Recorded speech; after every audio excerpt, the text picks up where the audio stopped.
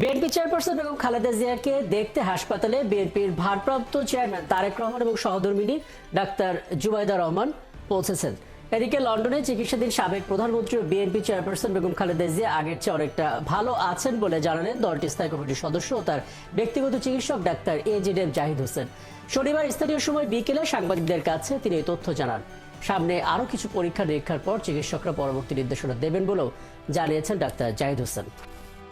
অনেকটাই আগের চেয়ে বেশি বাংলাদেশে যে অবস্থায় ছিলেন তার চেয়ে বেশি অনেকটা সুস্থ আছেন এবং উৎফুল্ল আছেন। এ কথাটা সত্যি।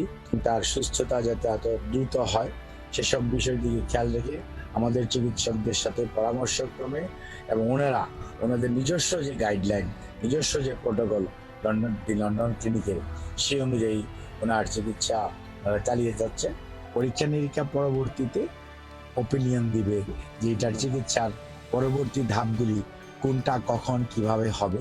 ওনার শারীরিক অবস্থা কিছুটা স্থিতিশীল আছে এবং এভাবে যদি চলতে থাকে তাহলে হয়তো আগামী কয়েকদিনের মধ্যেই হয়তো দেখা যাবে যে শারীরিক অবস্থা সম্পর্কে আরো সুনির্দিষ্টভাবে কিছু কথা বলার সময় আসবে।